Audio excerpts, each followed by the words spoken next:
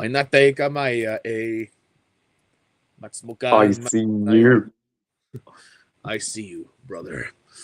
Hello, everyone, and welcome to this collaborative live stream once again. You may remember us from the fantastic stream and where to find it. We did a collaborative hangout on that trilogy, on the Fantastic Beasts trilogy, and now we're here to do I Stream You, which is the Avatar trilogy reflection. Love it. So once again, joined by Harry Thomas. Welcome, Harry.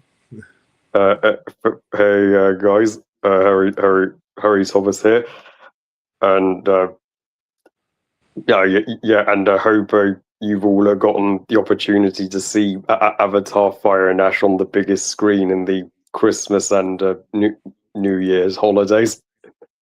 Yes, we will be talking about all three movies in the Avatar trilogy. We will be spoiling the third one. So if you have not seen it and don't want it spoiled, maybe come back to this later. You can stay if you have seen it, or if you just don't give a shit about spoilers, then that's up to you.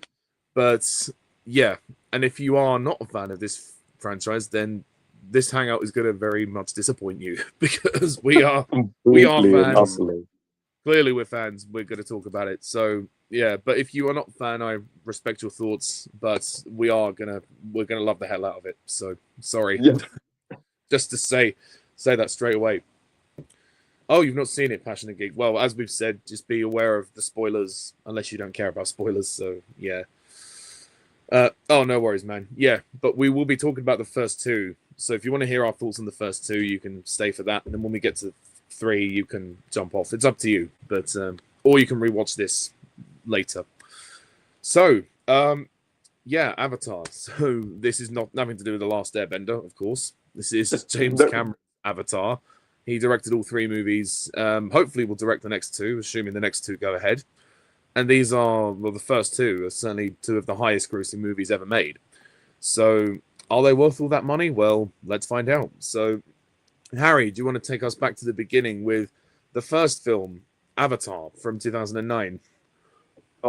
gladly, Ollie. Oh, wow. Avatar. I mean, what's absolute cinematic landmark this movie is, and this was clearly Cameron's dream come true and passion project. So from the moment he uh, got the inspiration to be a filmmaker, he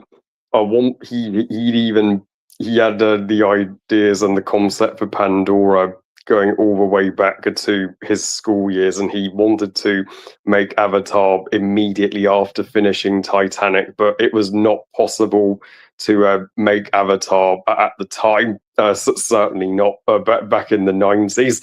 So he had to wait until literally 2005 for technology to catch up with his imagination to go ahead with it. And uh, yes, the movie itself took around 4 years to make, but, but I mean, these movies take longer to make than most movies. People do not realize the work that goes into them, but Yeah, but boy, was the end result. Well, it yeah.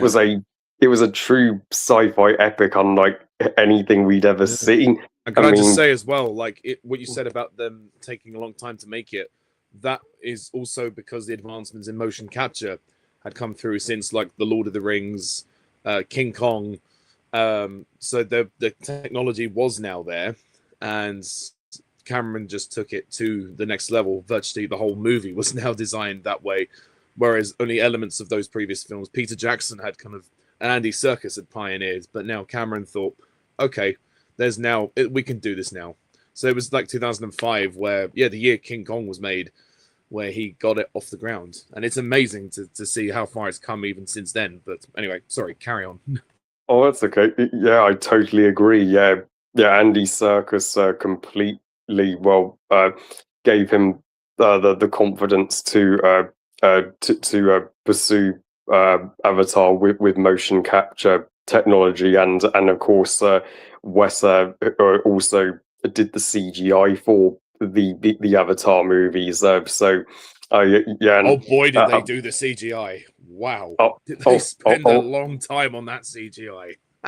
I'll say, I mean, to think how long even the first movie alone took to render, I cannot even imagine. Apparently, the crowd scenes crashed the system as well. that doesn't surprise me at all. But I Mm. mean, if you thought The Lord of the Rings and King Kong, pioneered in motion capture at the time, well, James Cameron took it to the next level with Avatar, especially for the Na'vi, and the Avatar films. I think prove that motion capture acting is equal to live action acting. I do not care what the Academy thinks, and yeah, and my God, I have forever defended Avatar ever since I saw it 17 years ago. I mean, I saw, I first heard about it in Empire magazine's issue in August 2009, back when the teaser Oh, dropped, and so before the yeah, movie came out. Yeah.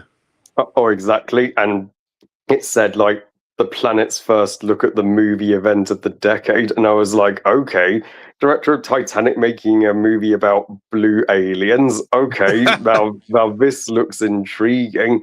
I mean, but then and the second trailer got me even more on board with it, and my God, it was it took this movie took me on a journey, and it really it completely it made me realize, well, that's we as humans have really lost our connection to nature, and the Mm. Navi are what we would be if we still had our connection to nature. And Yeah. the world And of that's what the Pandora, naysayers fail to realize. They only see the yeah. technical achievement. They don't see the deeper message. As with they say in the third one, that it goes much deeper than you Can you realize. imagine? Yes, as Jake says, but yeah, exactly. And they completely overlook that, and also um, it's the world of Pandora. It's one of my absolute favorite cinematic worlds, and I'm so happy that you can now visit Pandora at Disney World that helps that Avatar is now a Disney property. But yeah, and I think that's the I think the story and the characters are so much better than the naysayers give them credit for. Yeah. Like, and I think Jake Sully, he's a really inspiring coming of age a hero. I mean, Yes. because on Earth he's living on a planet with no more green. He's lost his brother, and he's a cripple, and he has Yeah. He's nothing disabled. Yeah. as a human. But once he enters a Navi body, even though he's taking his brother's place, and I mean, he opens his new eyes, and he's like, wow, as a Navi, he can walk and has a chance for love and for happiness. And he sees just how beautiful the Navi culture is, and so Yeah. and and he goes from a cripple at the beginning to the badass hero of the Navi and Pandora, Turuk Mukto, and Leads the and people to freedom. literally, and Sam Worthington, I think, is kind of an underrated actor. I mean, Jake Sully, I think, is the role he's clearly most passionate about, and giving it his all. And I mean, he does such a tremendous job at hiding his real Australian accent throughout the three films, and also, but Zoe Saldana as Natiri, she absolutely steals the show. And I know, I know we also know her as Gamora, but I think Natiri is clearly her signature role. Yeah. Although And she was in Star Trek as oh Uhura. yeah, and Star Trek too. Fun. Oh yeah, Star Trek 2009 came out the exact same year as this movie. Wow. And yeah, and Natiri, wow, she is one of the most badass chicks in movie history, literally. And without her, I keep saying it, but Jake would be dead 10 times over.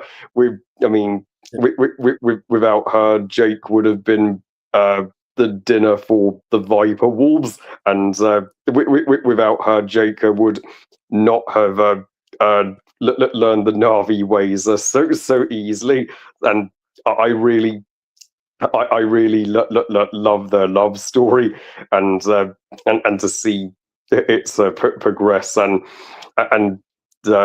also the main antagonist, Quaritch. This is the only movie in the trilogy where we see him in human form, but I think I think Stephen Lang is outstanding here. I mean, he's even outstanding.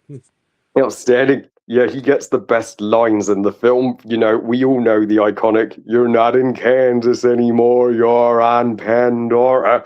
And I mean, the moment he speaks, you get chills, and he's the one that he even tells us about the Na'vi in his opening speech. And well, he'd have no idea he'd become one. But as for this film, yes, he may not get the development and the twists with his character that he will get in the sequels, but boy, does he serve brilliantly as a formidable threat to even even and he does it. And the best villains are the villains that you most despise, and by the end of this movie you completely despise Quaritch's guts, and you are cheering when Nateri shoots those 2 arrows through his chest at last, after he massacred the Na'vi, the Ometakaya's home tree, and nearly blew up the Ometakaya's tree of souls. And yeah, and also I think Jake's friends, the good people on the RZA, Grace and Norman, Trudy, and Max. I think they're all very lovable too, and they make such a good team, and they prove that it's not black and white. Not all the humans are bad, and some do respect the Na'vi culture. But I mean, particularly Sigourney Weaver as Grace, she's like a mother figure to Jake, and I love that. I'm so happy that that Sigourney got to return in the sequels, because she and Cameron clearly have such a strong relationship, and also James Horner's score, magnificent. Like this was his last great rest score. in peace, James Horner. Rest in peace. Yeah, rest in peace. This was his last great score before his tragic death in 2015. Yeah. And yeah, but I think my favorite track in the soundtrack, and one of my favorite scenes in the movie, would have to be gathering all the Na'vi clans for battle. I mean, I get absolute goosebumps whenever I hear that music. And yeah, especially that same theme, the da da da. Oh da, yeah, the one that is kind of the main theme of Avatar. Oh, completely. And I love that Avatar Theory uses that music in his intro, and then and some of my other favorite scenes would be Jake's first flight of him riding an Igron for the first time, and also the destruction of the home tree. Absolutely gut wrenching scene, and and the death of Nateri's father, A2 Khan, when he passes her his bow, and then the final battle. It may be the smallest and in scale of the trilogy, but I mean, it's not small. It's oh no, it's pretty big. Is huge. My goodness, it's still mind blowing as fuck, and it has real high stakes to it, and the AWAR as heard you part was particularly epic. But you would not believe this movie came out in 2009 also, because it looks too good for 2009. It has better CGI than most modern blockbusters today. How is that possible? Yeah, it's aged like a fine wine. I mean, Cameron always said in the behind the scenes, he wanted to be kind of so far out in front technically that they sort of set the standard, which obviously they achieved that, which I guess is why a lot of people find the story to be less, less impressive. But fair enough.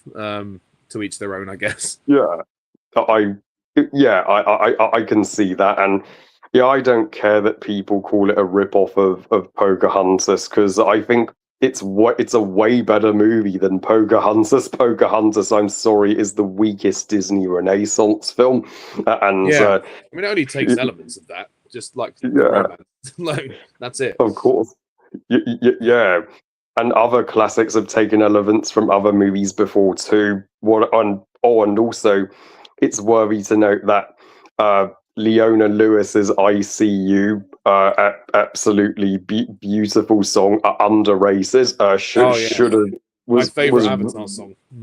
Oh yeah, I can see why, because it does have, yeah, it does have the iconic Avatar saying "I see you" in it, and but yeah, I actually think all three Avatar songs, I'd take them over Ceylon Dion's "My Heart Will Go On." Unpopular opinion, No, and I don't think that's unpopular. I think quite a few people have had enough of that song. I mean, it's still a good song, but it's been played so many times now that, yeah. oh yeah, completely. But you could this my God, this movie made more money than God and and it made history by becoming the first film to surpass 2 billion, but financially, and well, that Yeah. was helped by that this is the go-to film to see in 3D, like Yeah, Avatar. you're paying more for the format as well, so Oh, Cameron knows exactly. what he's doing with that Yeah, side of things anyway.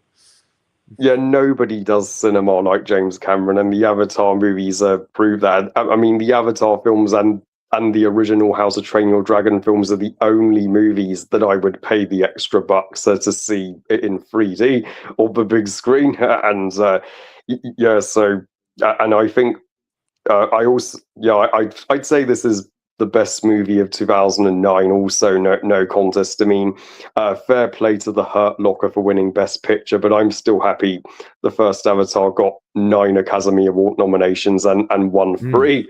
That's a very well deserved. I mean, Yeah. it is. So, yeah, I'm gonna score this sci-fi masterpiece a easy 10 out of 10 and 5 stars out of 5. Yeah. So it's not an 11 out of 10. I mean, yeah, it's a. I mean, yeah, I'd say it comes close to an 11, but we'll get to the 11 out of 10 movies soon. But I'd say this is one of my top 3 James Cameron movies. Yes, I think it's better than Terminator 2, Aliens, and Titanic. Nice. Yeah. So, well, following that, yeah, like I said to the guys earlier, if you come here to, see us talk trash on these movies, and I'm sorry, but oh, sorry, I've got some trolls. I've just got to ban some comments. Yeah. I'm prepared to be disappointed because I agree with Harry. I love this film. I've always secretly loved this film. I was blown away by the spectacle of it. It's hard not to be impressed by Avatar and everything it did in 2009. It really did. It did change cinema in terms of the way motion capture could be made and the advances in motion capture. So Cameron succeeded in that regard. As for the story, that's always going to be divisive. For me, I'm okay with it because all these comparisons that people make about the story to me are just influences. I wouldn't say he retcons anything in a bad way. I think he does it in a way that's impactful. Certainly with the the sort of the relationship with us to nature. I think that's the big theme of the movie is obviously yeah, it's kind of dumb having something called unobtainium, but humans want to colonize on a new world. Yeah, it is a slightly unoriginal concept, but I think because of the authenticity of this planet and the way it is designed, the script is written to service the design of the movie. It's one of those rare films where I think it is more about the world that is presented. So that's why there's so much attention on the visuals. So yeah, I mean, in some ways, I understand where people are coming from, where they say the visuals are impressive, but they're not wowed by the story. the story, it's not complicated, it's not too dense, but I don't really see that as being a problem. I like the story arc of Jake. I think he's a great main character. Oh, sorry, let me just deal with this crap. Oh, fuck's sake, what is going on with these trolls? There is a lot of problems tonight. Anyway, sorry about that. Yeah, so I like Jake as a main character. I think that he's got a very good arc. Like how he starts the movie kind of depressed, really. If you watch the extended cut, you see him on Earth and how he's kind of not really got much of a purpose. And his brother's died and he's in a wheelchair. And he kind of dreams of escaping his depressed life. And we do get to see how bad the Earth has got, where everybody's wearing face masks. Well, kind of preludes the pandemic, doesn't it? COVID pandemic. Yeah, and he's kind of starting bar fights, and he's just kind of, I don't know, drinking and kind of mowing around. I mean, he hasn't really got much that he can do, really, with his life, which is a shame.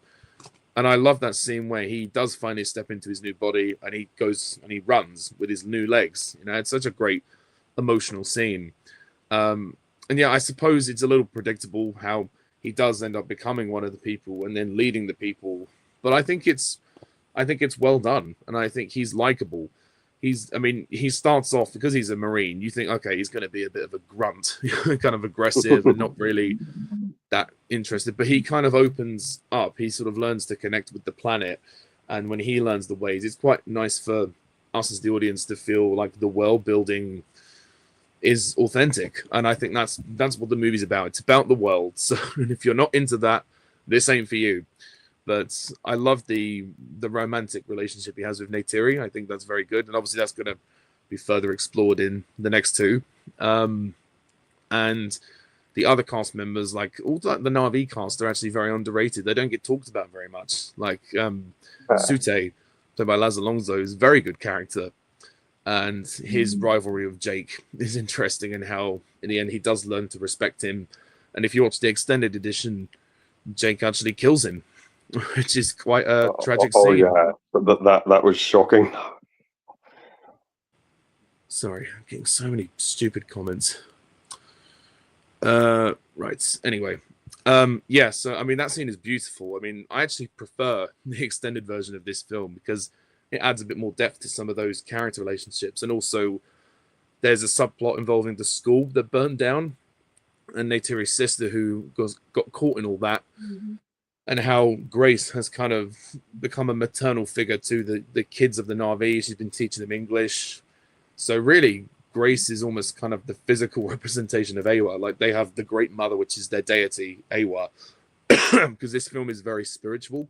As well as it being sci-fi, it's quite spiritual. And I like that angle. And yes, you can kind of plot out where it's going to go with the big battle and Unobtainium. And I will admit, in this film, Quaritch is a surface level villain. He doesn't get too much development. He does get more development later on, but the performance is good. Yes, Cameron is known for his corny dialogue, but that's just James Cameron. He's always been like that. But I really like the action in this film. The final battle it's spectacular. You wouldn't have seen anything like it up to that point. It's so good that it could have been shot in live action. It's that authentic.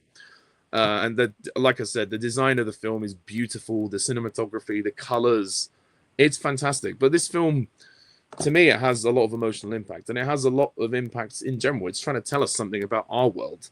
This whole thing is a mirror of our experience in our world.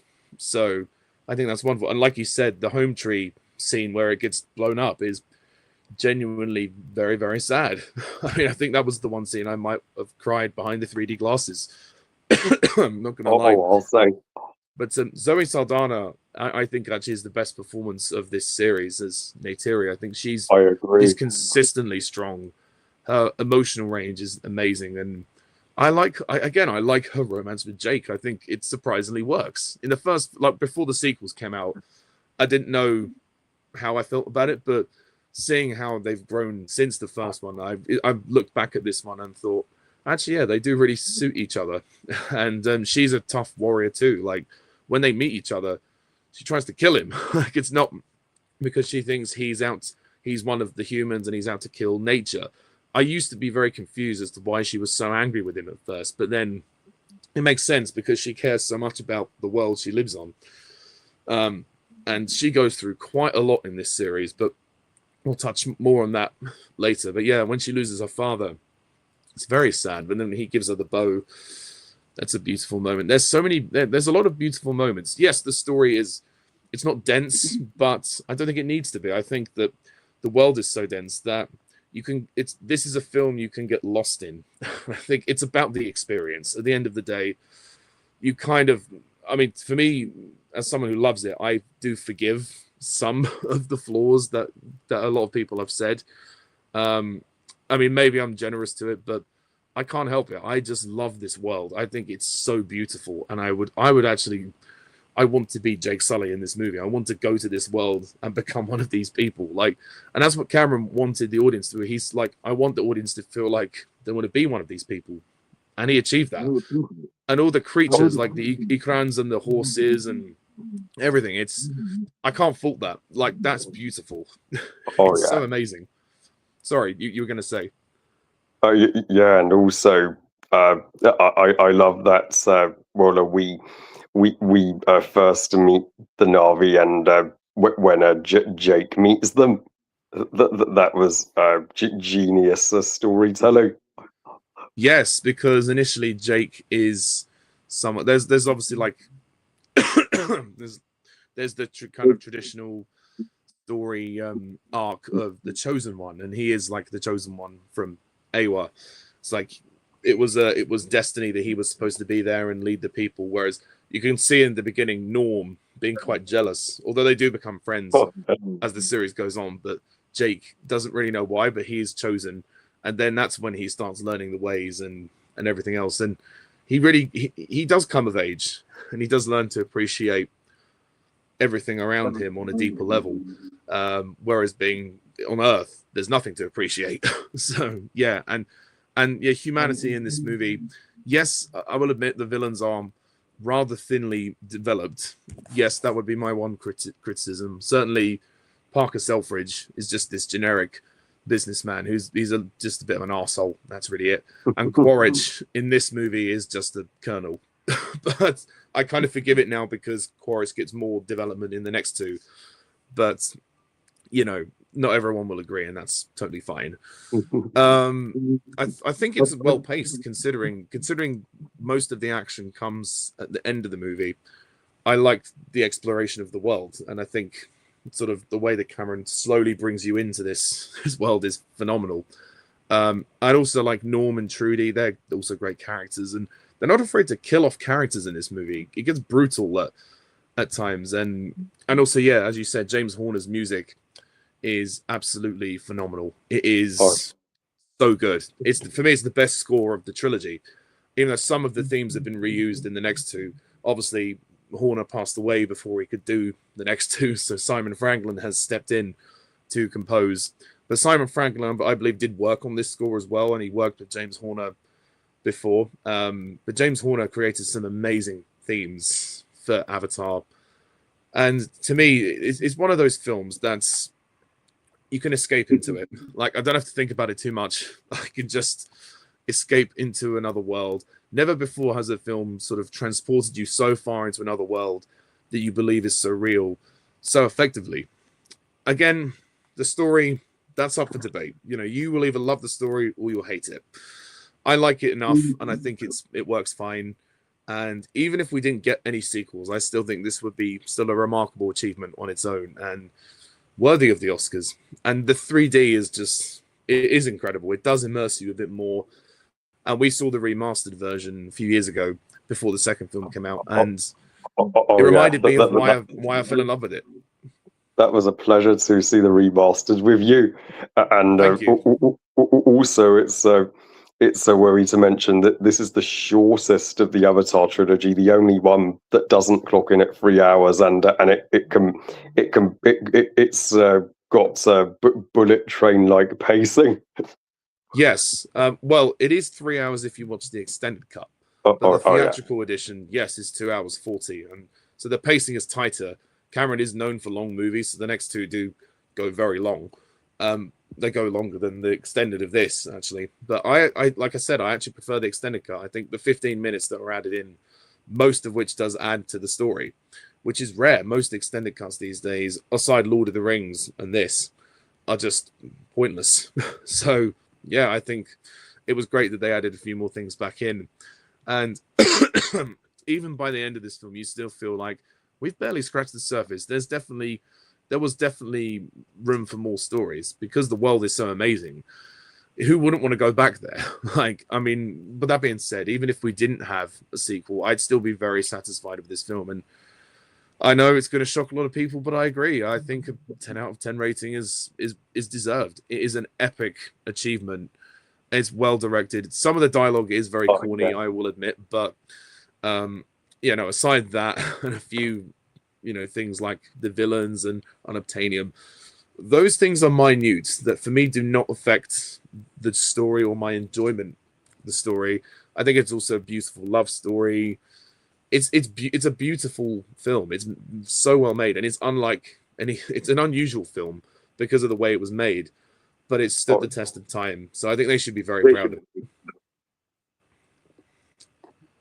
But yeah, that's the end of the first one. And then we thought for many years we wouldn't get any more, but when Fox was bought by Disney, and obviously this first one made $1 billion, of course, Cameron wanted to pursue more stories in this world and said, I want to make a saga. So he has written out, well, obviously he's made 2 of them now, but he's written 4 sequels. We've still yet to have 2 of them, but Avatar 2 and 3 were shot back to back and released 3 years apart. So in 2022, 13 years later, we got Avatar: The Way of Water. So Harry, would you like to take us back to Pandora? Indeed, Ollie. Well, Avatar: The Way of Water. Well, we had to wait a long 13 freaking years for this gem. But I mean, yeah. When I heard that Cameron was making Avatar sequels, I completely and utterly leaped for joy. It was like I had. It was like heaven hearing that news. And when I considering heard the amount that he wanted to make, like he'd written 4 of them. Yeah, like that's like wow. He wanted to be an overarching saga. That's quite a lot, especially with the way the first one was made. You think to yourself, blimey, that's going to be an amazing task to make all those. I know. And here, just hearing that he wanted to make 4 sequels and Avatar would be 5 movies, I'm like, I applaud Cameron for his ambition. And when I heard he was going to be filming them in New Zealand, I'm like, that's gonna be interesting. And also, although you wouldn't really tell because of the way the films look, you wouldn't tell they were filmed in New Zealand. well, completely. And when I heard the sequels would take us out of Pandora's forest and into its oceans, I was like, yes, Pandora's more than just the forest. I called it.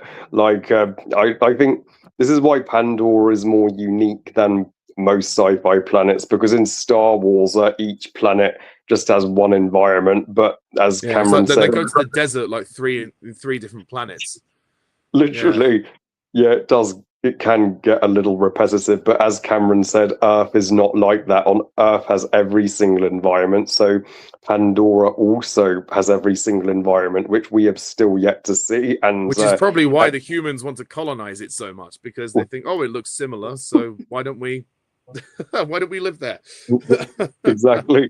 Yeah, if it's just Earth number 2, well, and also, when I heard a Quaritcher would be resurrected from the dead and the main antagonist of Wolffather, I was like, that got me even more interested, just to see how on Earth he was going to come back after. Yeah, because how on Pandora he was going to come back, because I mean he's not Jesus, let's face it, so he can't just come back to life out of thin air.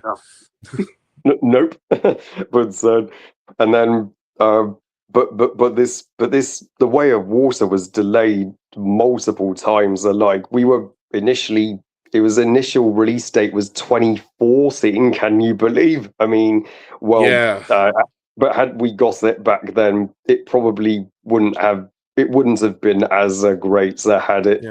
Uh, Am I correct in had, thinking like it was a funding issue? Like he couldn't get enough money yeah, to make it, and he was trying to work out the motion capture underwater technology before he'd even begun to cast it. Like I think he because you can see on the Blu-ray the bonus features, like the kids' auditions were done in like 2017, I think, roughly. yeah. So they'd only just It's greenlit the movies, well, the oh, 2 and 3 around 2016, 17. So they've been shooting them for a long time before we ever saw the final result. So, literally.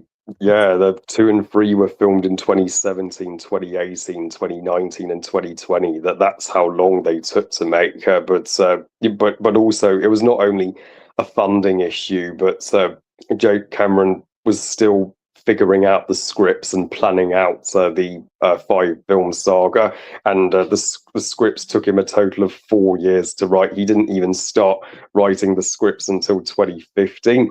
Well, and I think the auditions, as you said, was started in 2017, and thus in September 2017, he'd also figured out the underwater motion capture for the underwater Met Hyena scenes, and thus yeah. Avatar 2 was production finally began. And Yeah, well, actually, simultaneously with 3 as well. They shot the third and the second back to back. well, yeah, and for free too. So, which was the right decision, so that we wouldn't have to wait another 13 years for number 3. For thank heavens for that. Yes. And then, but when we at long last got Avatar: The Way of Water in December 2022, and people, the naysayers, were dousing it like, oh, there's no way this unnecessary sequel is going to make the billions of the first Avatar. Well, how wrong they were. Yeah, they're like, oh, it's the same as the first one. It's just the same plot. Well, okay, there are elements that are the same, but it made money, so that's all that the studio care about. Exactly. They underestimated the number of Avatar fans and the cult following that Avatar has clearly. There's loads of Avatar groups on Facebook. Like there's some for the Frontiers of Pandora game. There's some for the movies. Like there's a fan network out there. You know. I know, right? Plenty. And to the people that say, "Oh, I don't like that Cameron is spending the last years of his film making career making Avatar movies. Why can't he make another Terminator?" Well, I'm sorry, but I'd rather he'd make more Avatar movies because, well, Terminator has had its day now. It's been milked to death. Yeah, but, and when Avatar 5 comes out, you can say Avatar's had its day then. And we'll leave it there. So we will be fair on that. Exactly.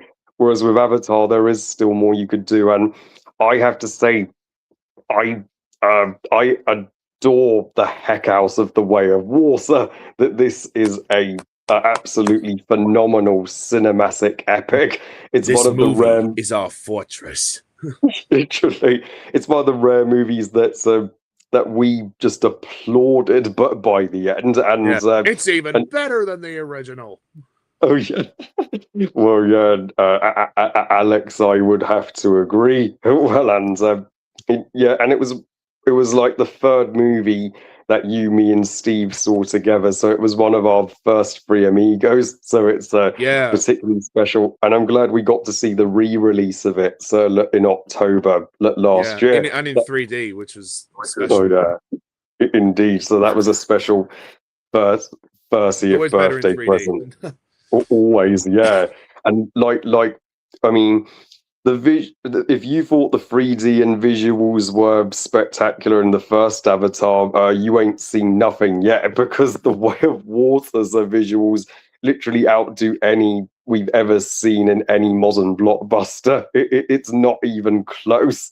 Like it is actually so realistic that it's scary. Yeah. It's literally like they literally. It's like Pandora really exists. They filmed it on Pandora instead of New Zealand, and it may as well be live action at this point. Well, and also this movie may be longer than the first Avatar. It has an ambitious 3 hours and 10-minute runtime, which is Cameron's third longest film, behind only Titanic and Fire and Ash.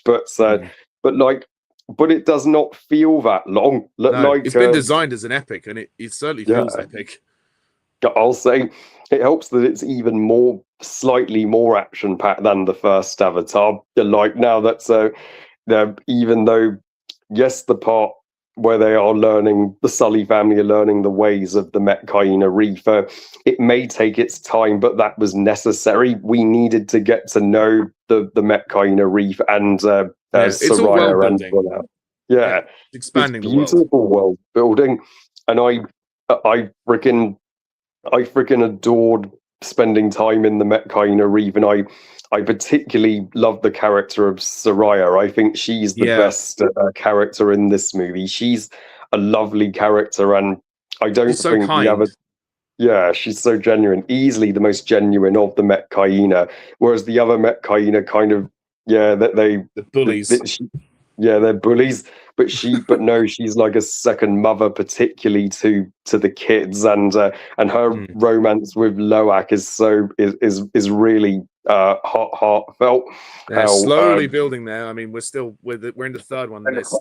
They haven't officially courtshipped, but I reckon with the time jump in 4, maybe in Avatar 4, they'll be together probably. Yeah, surely by number 4 they've got a mate for life, surely. And kudos to Bailey Bass. She's a wonderful rising star, and also as are all the cast for the Sully kids are like, especially Trinity Bliss as Took being my favorite Sully children. She is the cutest Avatar character, no question. And I can't believe I'm tied up again. Yeah, and she has one of the funniest lines, and she's. Her family really doubt her because she's the youngest, but she is courageous and has the heart of a lioness, just like she's her mother's daughter. Literally, she stands up to Quaritch. Even Quaritch doesn't intimidate her, and Sigourney Weaver as Kiri. I mean, one of the most remarkable performances I've seen in some time. She's able to play a character a quarter of her age so well. Yeah, and obviously for a story purpose, which we'll go into with Fire and Ash. But I mean, when I first heard about that, I thought, that is bizarre. Obviously, she's come from Grace's Avatar, so I kind of understood why Cameron did that. But it is strange when you first watch it. You think, blimey, like, because you hear that voice and you're like, she does sound older than she looks. But at the same time, you do buy it. It's crazy how actually she's so good that you kind of just accept it after a while. Yeah, completely and utterly. It's a bit like the Robbie Williams film with the ape thing. You just kind of let it go. It's so ridiculous that it just works. But Besser, man, I know, right? Robbie Williams did just as an impressive job with the motion capture, and as I love how Kiri is also pretty badass. How she has powers and gifts from Awa.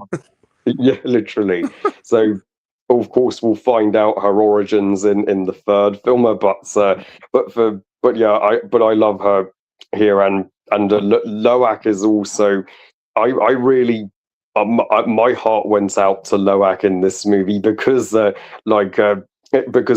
Jake is ridiculously hard on him throughout this movie, and I mean he's hard on all of them, but Loak in particular is the screw up of the kids. He's the one he's the rebel, really.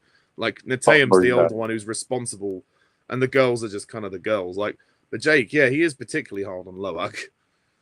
I'll say, he grounds Loak for a month before almost getting Neteyam killed in the train raid, and then he says Loak brought shame to this family for taking Among and the others outside the reef, and doesn't listen to Loak about Payakan, and goes as far as blaming Neteyam's death on Loak. Jeez. Yeah, which of course we'll touch on in the third. But, literally, but but even though Loak is seen as the disappointment, that doesn't stop him. He's such a strong character, and he can see what the others can't in the magnificent Tolkuna Payakan, who has been woo!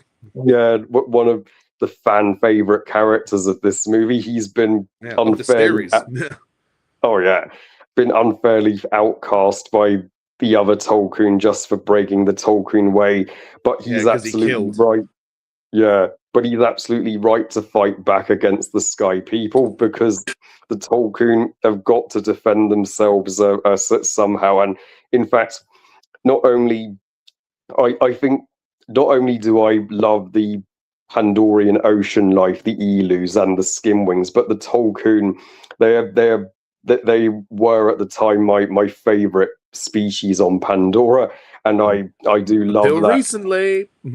Oh yeah, until recently, but I love the Met Hyenas but bonder with them, how they have their own spirit sisters and brothers, and how they are treated like family. And I mean, particularly like that scene where they return and the music is all glorious and they're all connecting in the water, and then later on we see them all killed. It's again like the Hood Tree thing.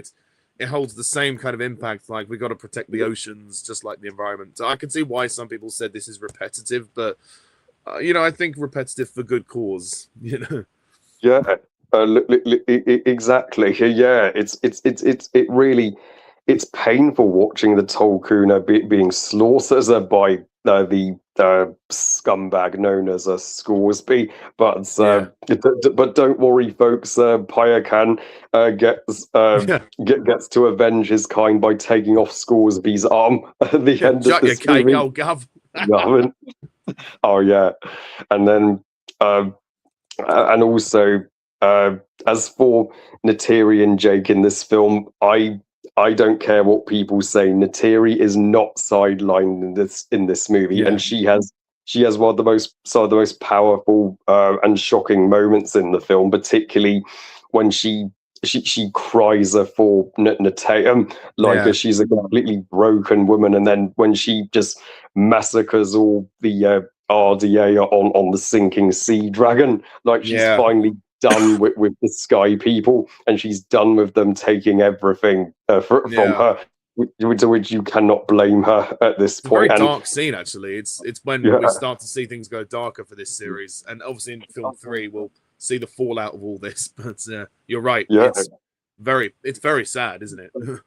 Extremely dark, and she was really born to be a mother. She's a great caring mother who she's consistently she loves her kids with all her heart. And as for Jake as a father, he's I mean, yes, even though he's hard on his kids, you can get why he is, because of course he lost his brother in the first movie, and and of course they are at war, so he should know how it feels really when Loak loses his brother. But they never really readdress Jake's brother. Actually, that's one thing I would criticize, that they should readdress Jake losing his brother on Earth, but no. I get that. Hopefully 4 and 5 will give mention of Tommy Sully, but I do love, but I also love Jake's journey. Yes, so he's, even though his decisions that he made for his family are not the best, like running away and going to hide in the Metcaina Reef, but he may have screwed up, but he is only human at the end of the day. Not completely. Well, not completely, but then by the end, he learns to trust Loak a little more, and realizes that hiding is not the answer.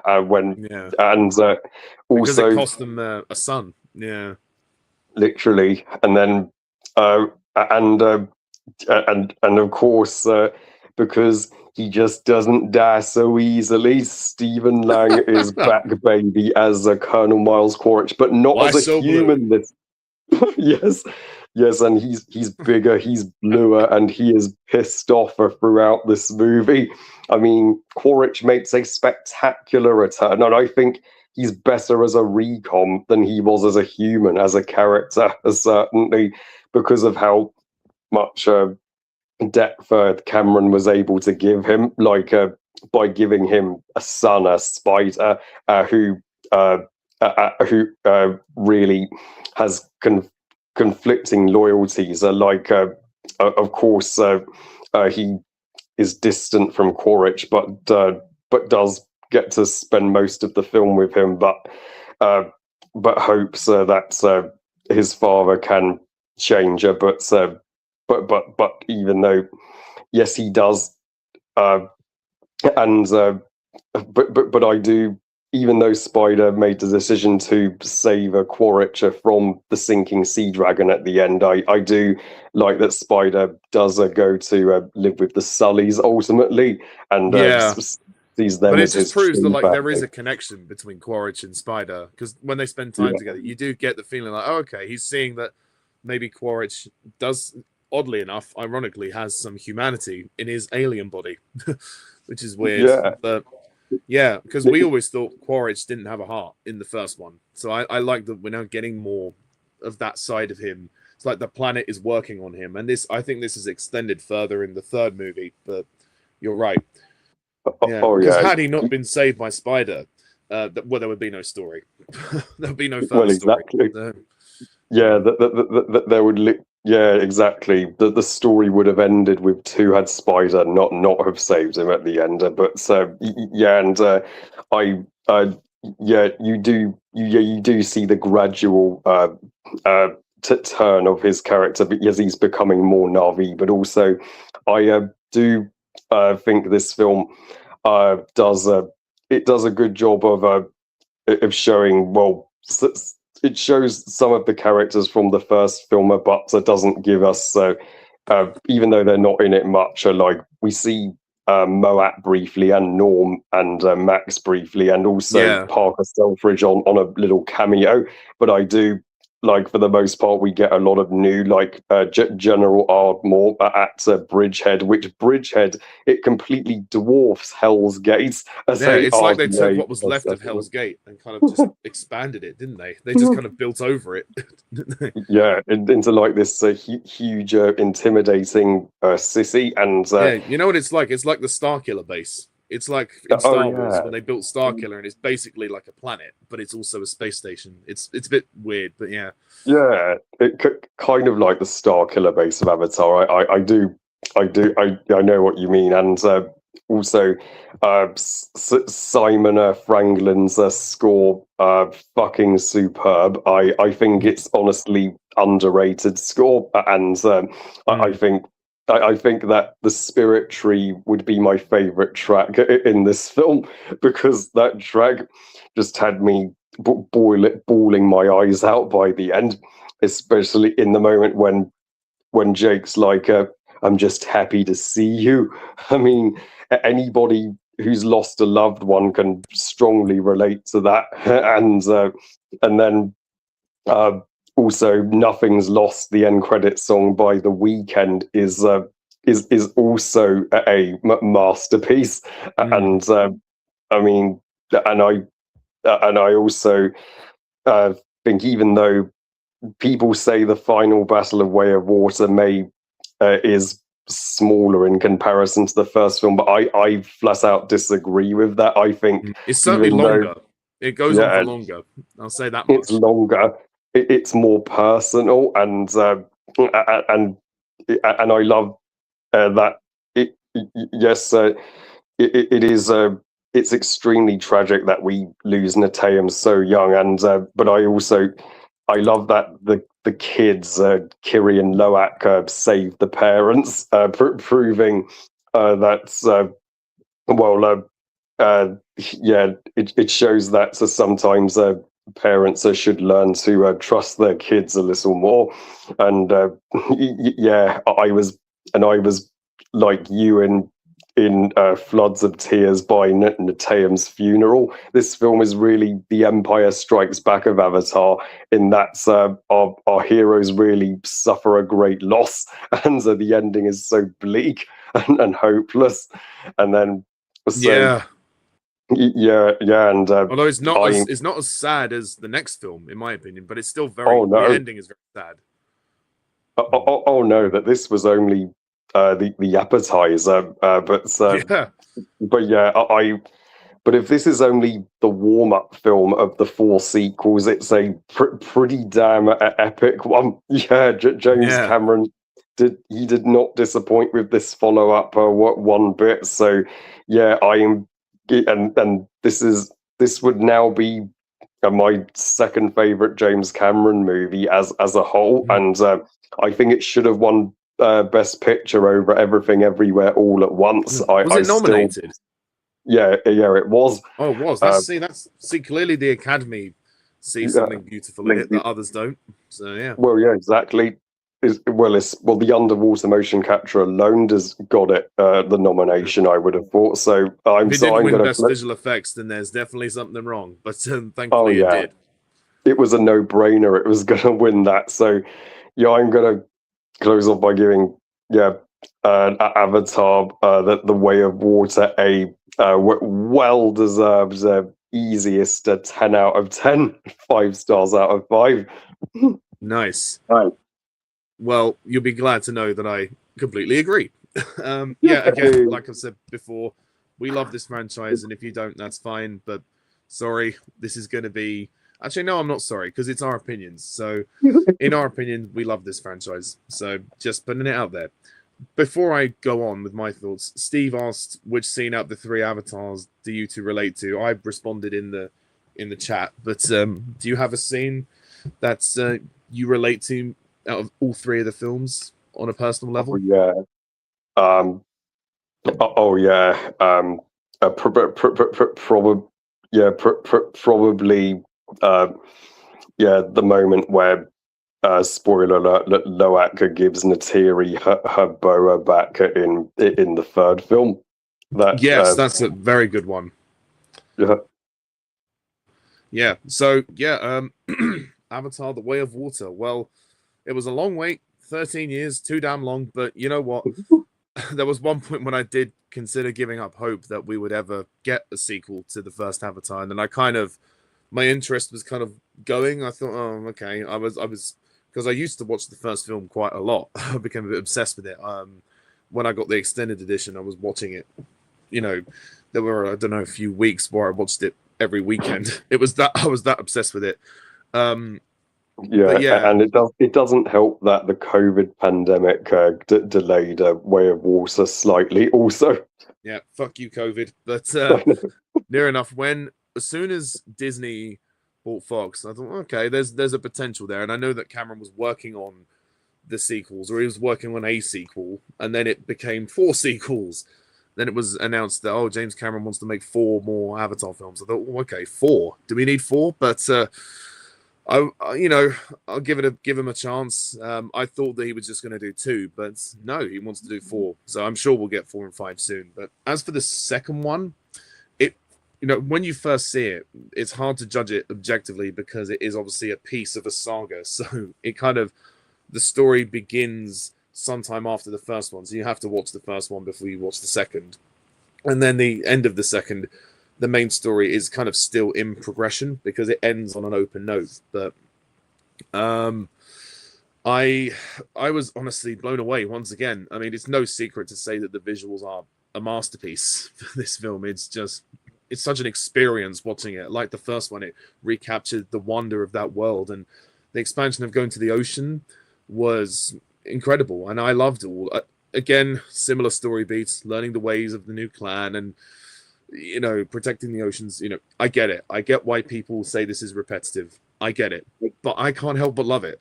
I'm sorry, I can't help but love it. It's just so wonderful. I have a smile on my face every time, and seeing the new characters and this family struggle in this universe that's so wonderful in a time of war. There are some hard-hitting moments, but seeing the wonder of this world again in a new way to me was phenomenal. And the underwater motion capture, it's breathtaking.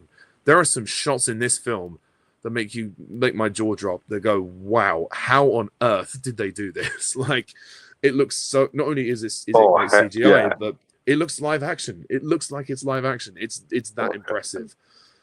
I mean, Cameron, whatever he did, he cracked the code for underwater motion capture. It's just the way technology has advanced is just incredible. Again, the story is not anything dense, much like the first one.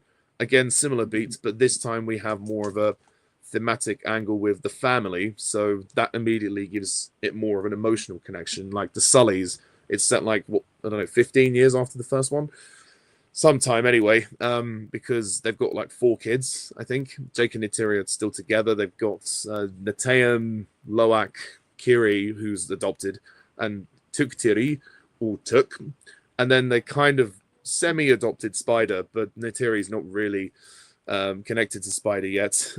She finds that a bit of a sore subject because of the events of the first film. And I like all these new characters. The kids are actually really good actors, and I think they were very well cast. Yes, they have to deal with some corny dialogue from Cameron, but nothing new there. I think honestly, they're great. I love the dynamic with the family as well. There are times when they do feel a little bit too human, but then when you think about it, their dad is kind of half human, so kind of get away with it. But they do overuse the word bro.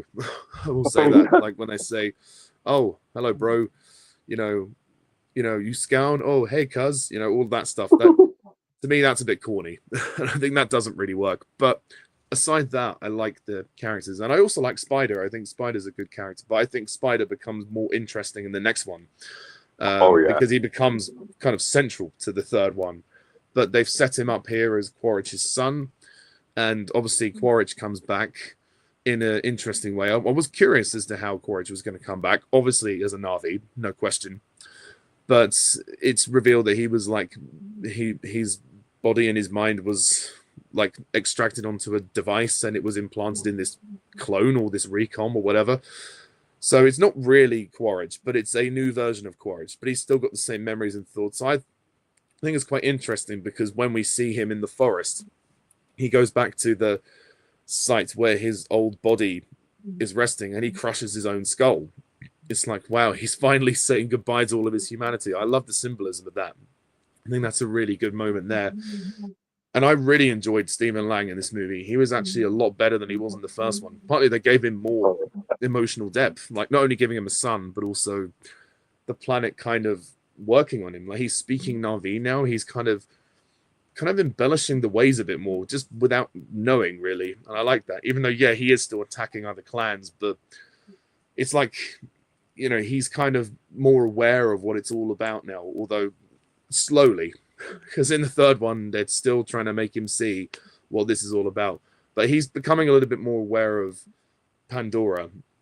And I think he does have a heart because he does care about his son.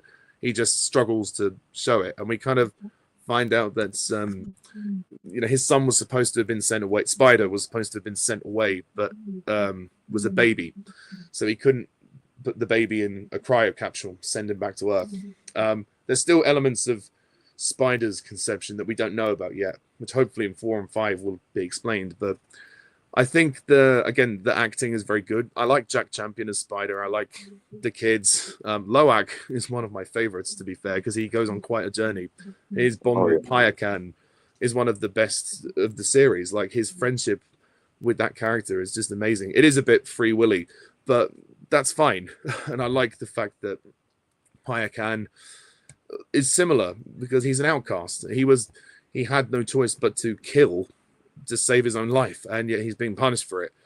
And I think there's a real element of sympathy you can have there. And Loak and his friendship with Loak is honestly just amazing. And the way Payakan stands up to the RDA at the end is brilliant. When he jumps over the ship and he starts to attack it, it's just it's so epic. That was awesome. Yeah, but the scenes when they're bonding in the water are just really beautiful, really, really beautiful. I like when Loak is saved by that creature. I forget what the creature's called, but Payakan saves him, and then that's when they meet. I think that's amazing. And also we've got Saraya, who is the daughter of Ronal and Tonawari, the Sahik and the Olowetan of the Metkaina. she is such a lovely character. She's so kind. Bailey Bass plays her really well. She's very kind. She's very giving. She actually wants to teach the Sullys the ways of the water, but her brothers are bullies, and they are like, "Why are they slow?" And we also get Na'vi sign language now, which I think is another way that they've expanded the world really well. But Soraya is a beautiful character, and you can see there's a romantic development with her and Loak, and I think that in the next two, that's probably going to become stronger, especially if they're older. So, yeah. No, your heartbeat is fast. Oh yes, there is that moment there. Neteyam is also very good, although he is obviously there to die. There's no question about that. He was there to die. But you know, he's got a lot of responsibility. He's the most sensible of the group because he's the eldest. And his demise is very tragic. And that scene when, Neytiri just pours her heart out over her son is just incredibly powerful. I must admit that was a part that did make me sob. that acting was very real from Zoe Saldana. And as you say, the scene where she then slaughters the men on the ship was, I mean, we've never seen Neytiri go that dark. Like just the way her eyes were bulged out and the way she's stabbing them, and then the bow breaking as well. Just really emotional stuff. I feel that this movie is more emotional than the first one, even with like the scenes like after the big forest fight, which is an amazing sequence. When Jake says to her, "This family is our fortress," like there's a very beautiful line. And he thinks he's doing what is right for his family by hiding away, running away just to keep themselves safe. But obviously it backfires. But she trusts him. And I still like that throughout everything, they still stay together. They're mated for life. So at this point, she doesn't really have much of a choice. But yeah, it's good to see the relationship is tested a bit, because every marriage is going to be tested. Every relationship is going to be tested in some regards.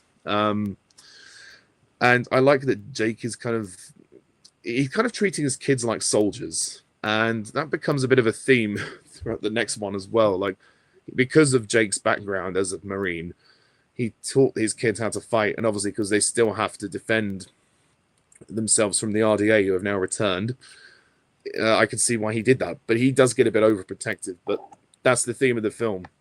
And that final scene where the kids save the parents, beautiful, absolutely beautiful. The "from darkness to light" speech that Soraya says to Loak earlier, he then says to Jake. And when he says to his son, "I see you, son," I think that's just a phenomenal ending. And that final battle is epic. It is more action-packed than the first one. And that final battle, when it starts, it does not stop. It goes on. And I'm all for it because it is epic. There is a middle section of the film which is slower, and it does take its time to sort of go on. It is probably the slowest of the three, in my opinion, but it's not bad slow. I just think perhaps maybe it's a little indulgent in the middle act. Maybe you could have chopped 10 minutes out of it, but I still think it flows more or less okay for what it's doing. And yeah, the battle scenes are epic, and like I said, the forest scene is also really good. There's so much going on, and there's so much to take in. It's, again, such an experience to watch it. And Simon and Franklin's music is not quite as good as the first score. Obviously, there's some themes that are reused, but I really like what he did with it. And he honored James Horner whilst making up some new themes. And yeah, it's delightful. And yeah, it's a very emotional film. Beautiful to look at. And again, has the same spirituality. Yeah, some of the characters from the first film are reduced to cameos, which is kind of a shame. But I like that the kids become more central in this as well. And yes, worth mentioning Sigourney Weaver as Kiri. Yeah, her story obviously is set up to be continued in the third.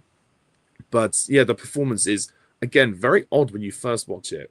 Took me a few viewings to kind of appreciate it, but I really think it works, and I see why he's done this, obviously, especially as she's born of Grace's avatar. And obviously Sigourney Weaver was Grace, so that makes a lot of sense. Yeah, no, I love this film. I think it's a phenomenal movie. It is a little long, perhaps it does get drag in the middle act, but I can get through it because there's still a lot of impactful messages, certainly about poaching, like with the Tolkien hunt and everything. And the character of Mick Scoresby, who is a nasty piece of work, who does make a reappearance in the next one, but not quite as much. But in this one, he's quite prominent. He does have some corny dialogue though, like "Shut your cake, old gov."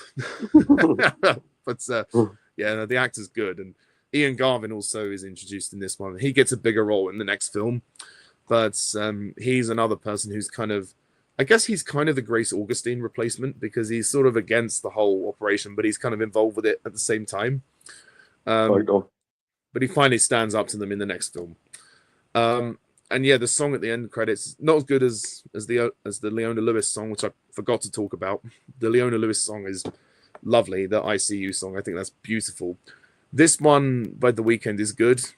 Doesn't hit me quite as much emotionally, but I still think it caps off the film very nicely. So yeah, and obviously Tonawari, played by Cliff Curtis, and Renal, played by Kate Winslet, both very good, although Kate Winslet isn't in it that much, but I feel like she will get a much bigger role in the next one. Plus, we do actually see the result of the pregnancy, shall we say. But yeah, no, and again, visually just outstanding. And the 3D is just, it's so immersive. It's so incredibly immersive. And yeah, I could spend hours in Pandora. I really could. So I agree with Harry. It's a 10 out of 10.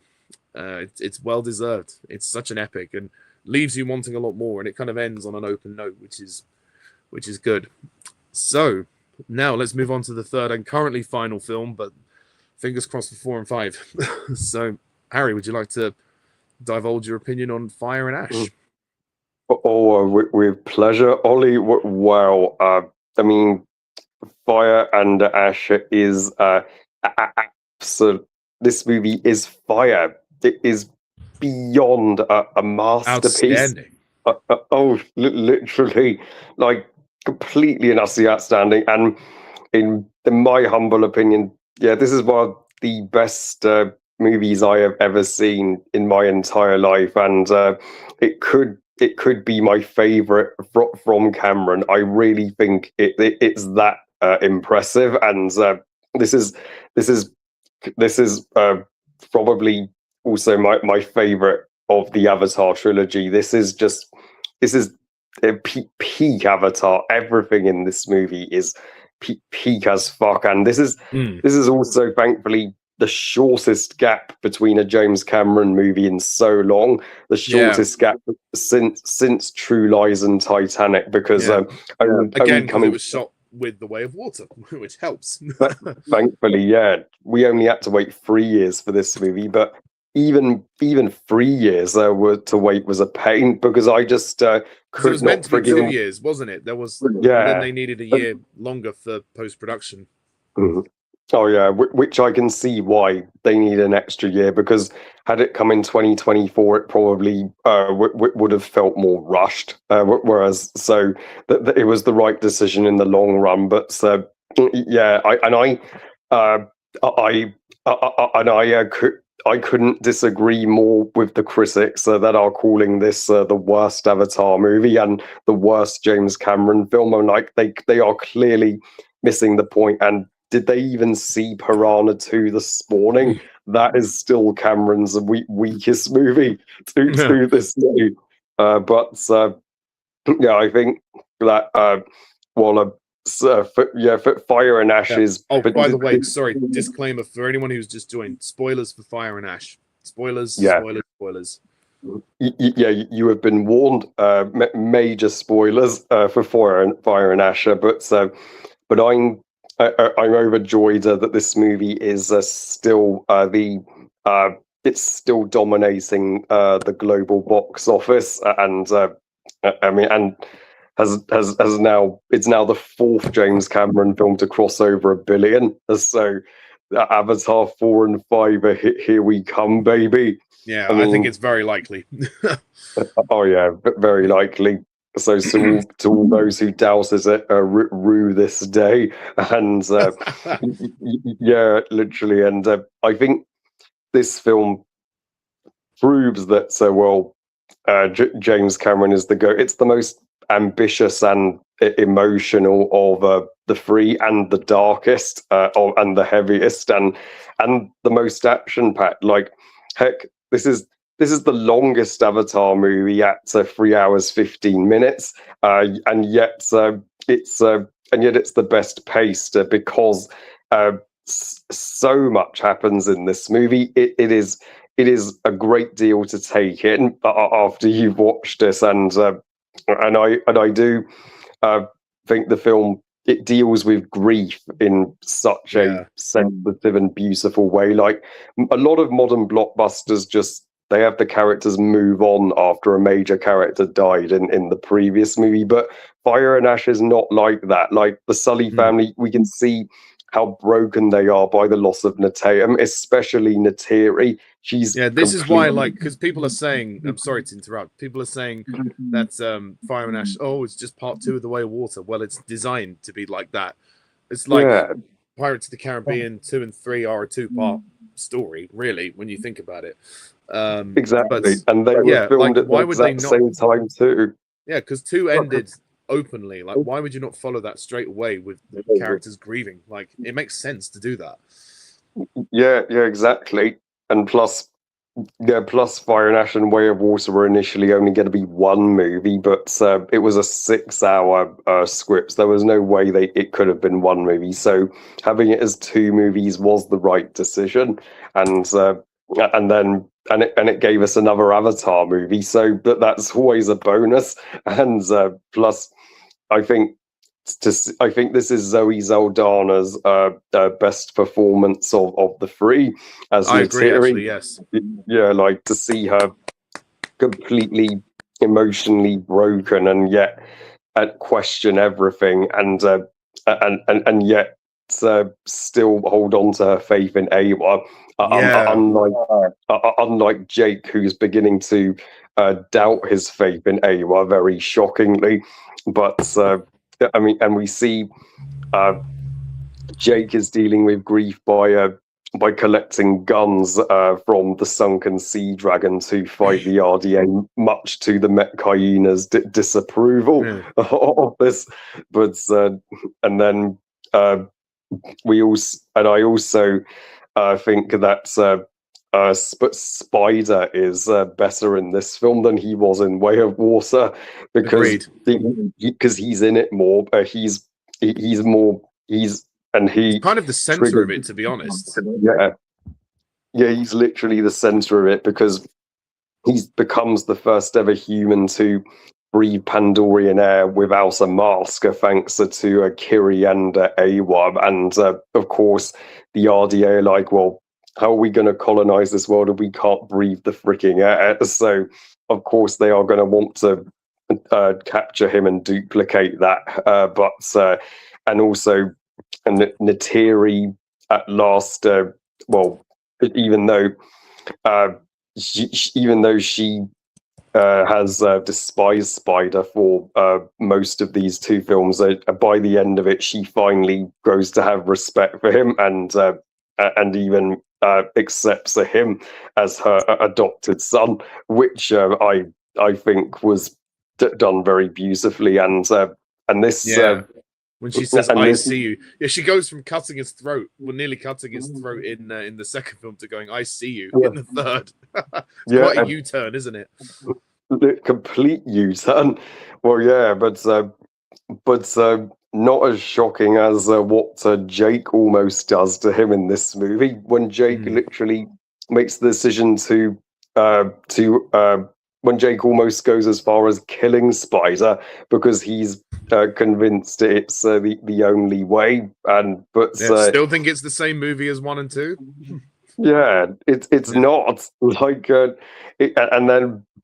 he can't bring himself to do it, because had he really gone ahead with killing Spider, well, Kiri would have disowned him completely, and so all his kids would have probably. Well, all the kids, and Quaritch would have hated Jake even more for killing his son. Speaking of Quaritch, Quaritch is the best we have ever seen him in the Avatar movies here, particularly because his transformation from RDA to Navi feels nearly complete here when he when he becomes the Eloecton of the Munquan. And Does he? man, I guess I so, thought he was because just having a fling with Varang, but well, maybe he does become the leader. I don't know.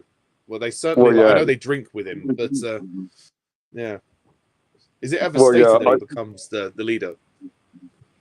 Well, yeah, they never fully say it, but I would have thought he would. If he does, though, that would be great because it mirrors Jake's journey with the Onmatakaya clan in the first film. Exactly. That would completely mirror that. And Amanda's Quaritch rocker, that's Munquan red and white paints. He looks badass as fuck, and also I think that's the I think the kids are still just as great as they were in Way of Water. Like in a lot of movies, we see siblings bicker and fight a lot, but the Sully kids are not like that. That they are strong as can, what they are close as can be, and they're consistently willing to die for one another. And I mean, with especially Loak gets a lot of focus, not only because he's this film's narrator, first Avatar movie to not be narrated by Jake. So oh yes, thank you for mentioning that. I'd forgotten about the narration in the first two. Yeah, no, it's okay. Yeah, so see naysayers, it's not the same movie, and in fact, the opening scene of this film is so beautiful because it's literally Loak flying on his Igran with Nataeum in Awa's spirit realm. And Nataeum's spirit reassuring him, "Oh, we had to go back, bro. It's not your fault." And then, but what really pushes Loak to the edge is when the moment where Jake goes too far. If you hadn't have gone to Payakan in the first place, your brother would still be here. Yeah, well, which is really harsh. Also, so I applaud Loak for finally standing up for Jake. To Jake and was like, "That's not my fault." Yeah, and which then, is very true. I mean, Jake was obviously grieving. That was Jake grieving in his own way. So he obviously didn't mean that, but it was shocking. I was quite surprised that he went that far, though. But I guess you take that as he's grieving. Literally, James Cameron did not hold back with this one. And when Loak is driven to attempted suicide by Jake's harsh words, I mean, Jesus, good thing Soraya and Kiri arrived just in time to comfort him. And but also, and for him to say, like, I got nothing to say to him, like after Nitur says you should go and find him, or you'll lose another son. And he says, I got nothing to say to him. I thought, come on, Jake, don't be a dick. You can see how much pain he's in. Exactly. Yeah, go and comfort your son and look. I mean, well, they very nearly did lose another son. Would have had Loak pulled the trigger, but luckily, Loak found the strength to go on it, and Loak does become a real hero in the final battle when he convinces the matriarch and the Tolkien Council to fight back at long last. That's something even Turut Mukto couldn't do, which Jake himself tells him. And also Kiri, we at long last get an answer to her connection to Awa. Turns out she has no father, and as we all thought, and is kind of a clone of Grace's avatar, but technically Awa impregnated Grace with Kiri. So yeah, during the transference scene in the first film when they tried to save Grace, so maybe it was Moat. Well, Moat knows about it, so maybe it was something that Moat and Awa did to try and save Grace. But in the end, I guess it's kind of a reincarnation of Grace, you could say. Yeah, I guess so. So hence why Sigourney plays both Kiri and Grace. And also, yes. and also, I'm glad glad Moat is in this one a little more than she was in number 2. That was good to see her again, and also uh, uh, and yes, I know Steve wished that we got a bit more of Tuka, but I still think Tuka had her standout moments, especially when she helps Kiri and Spicer, enter the spirit world to get Awa to call upon the warrior mother.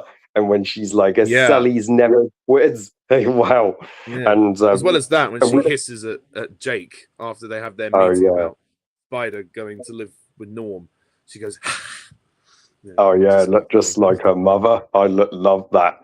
And when Loak hugs, and when Neytiri and Loak hug after he repairs her bow, that was extremely heartfelt, because that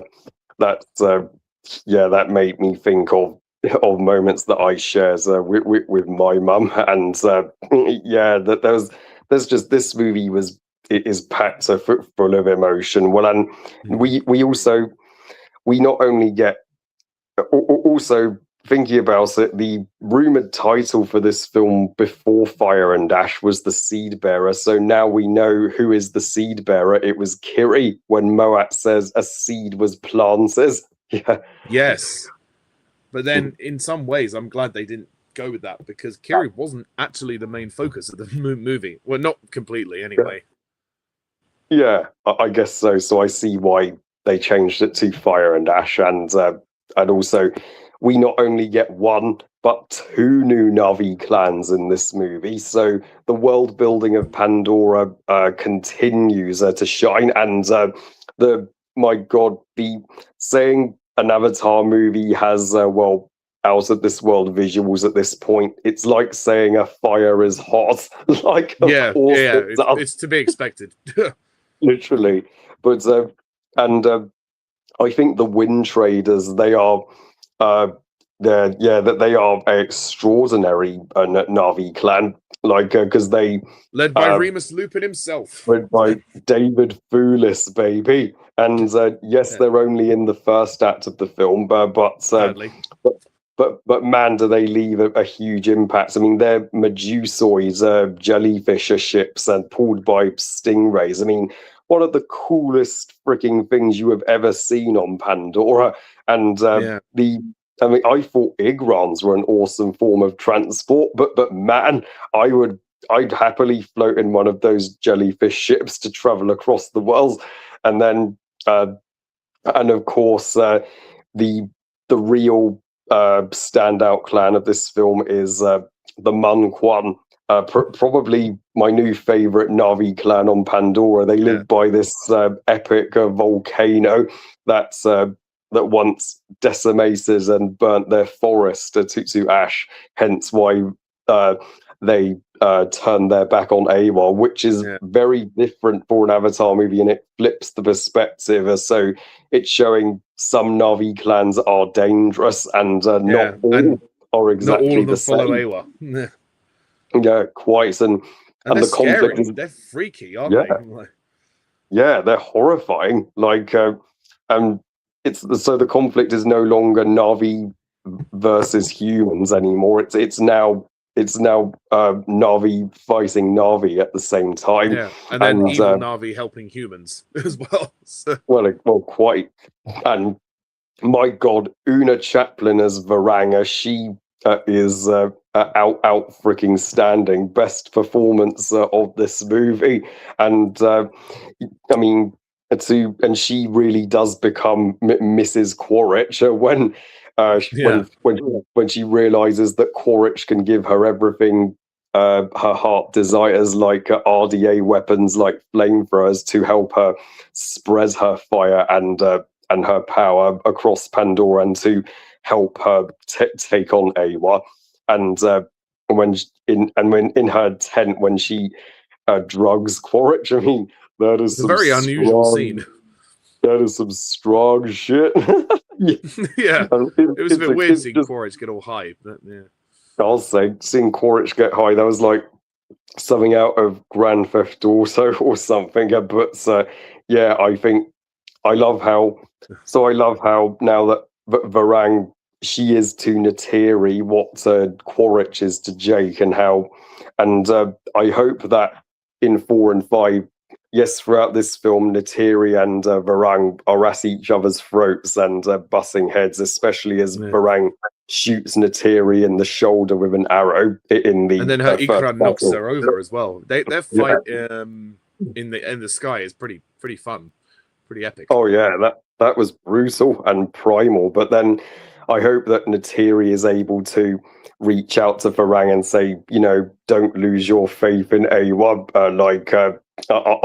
I lost so much like you, but I still kept on to my faith, just like how Jake is trying to turn Quaritch to the Na'vi way throughout this film. And sorry to interrupt. We've got a few questions. I don't think we'll have time to answer all of them, Trevor, but he wants you to answer some questions. I'll just read a few of them out, but then we've got to sort of keep the pace going of this. He says, do you prefer Barbie or Fire and Ash? Oh, I think, I slightly prefer Barbie, but still, but both tremendous movies. No question. I'm just Ken. And just Ken. Yeah. And he says, do you prefer Barbie or The Godfather 2? Oh, Barbie. No question. Godfather Part 2 overrated. He says, why do you hate Majesty's Secret Service and Deadpool 2? Oh yeah. Well, I don't like what they did to Tracy and Vanessa in those movies. Personally, although, would you agree that was the point of the film? Like of those films, it was done for story reasons. Like, to a degree, I would. Yeah. And last one, he says, do you prefer the Avatar trilogy or Lord of the Rings? Oh, I mean, yeah. Both landmark cinematic trilogies. I'd honestly say they're on par with one another. They're both just as epic and just as ambitious in their own way. Yeah, obviously, you know me. I'd slightly go with Lord of the Rings, but I do love Avatar. But yeah. Oh, totally. And anyway, thanks for the questions, but this isn't really a Q&A, so we won't be answering every single question tonight. So carry on, Harry. Thank you, Ollie, and also Simon Franklin's score. I think tops even what he did with Way of Water here. I have been rocking this score for the past 2 months now. Me too. I mean, that theme that you hear at the end of the Spirit Tree with your favorite track, that whole theme is used more in this one. So that theme was like a setup for this film, which I like. That was used so beautifully in The Light Always Returns a track, and also some of my other favorite tracks would be Brothers, Mun Quan Attack, and Miracle, and the Wind Traders theme is good. The Wind Traders theme, totally, and I Am the Fire, and also Miley Cyrus's Dream as One, electrifying song, my favorite Avatar song of the 3. Very good song. Oh, I'll say, my God, I did that song hit me in the feels big time. And then also, I think the action is the biggest and best it's ever been in Avatar here. I mean, the Wind Traders like the first 2 battles in one, wouldn't you say that? Yeah, I totally agree. Like, I mean, of course, the Wind Trader and Mun Quan battle at the beginning, that was absolutely incredible. And it's like the first full-on Na'vi versus Na'vi fight we've seen in Avatar, like with no RDA involved at all, which makes it so unique. And also, it's one of the best action sequences in the series, I would say. Oh, without a doubt, easily. And then the Mun Quan chasing the kids through the forest, that was heart pounding. And then the destruction and burning of the Met Hyena village when Quaritch and the RDA and Mun Quan arrived to take Jake and Spider to Bridgehead, and Nateri and Ian Garvin are both legends for helping Jake and Spider escape, and also the climax of this film, biggest climax Cameron has ever done. It's literally Sorry it's to World interrupt. War. Just before you move on to that, you mentioned the forest, but it's worthy to mention about Quaritch and Jake's team up briefly. Oh yeah, their to brief save the team kids. up.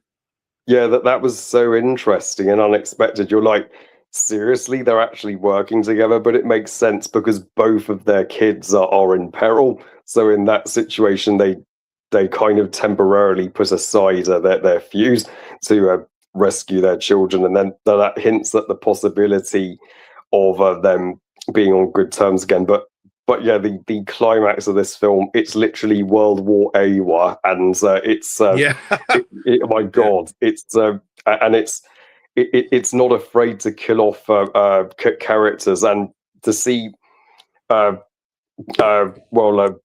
mean, and the very end of this film, yes, it kind of concludes the trilogy, but it certainly leads the door open for more to come in Avatar 4 and 5. Like so, and even though it's not as much of a cliffhanger ending as Way of Water, I cannot wait to see what Cameron has in store for 4 and 5, because when he turned in the script for Avatar 4, the studio reacted, "Holy fuck!" So I think 4 and 5 are going to be bigger than we could ever imagine by the sound of it. So yeah, I think that Fire and Ash, this movie for me is Big Taruk Makto.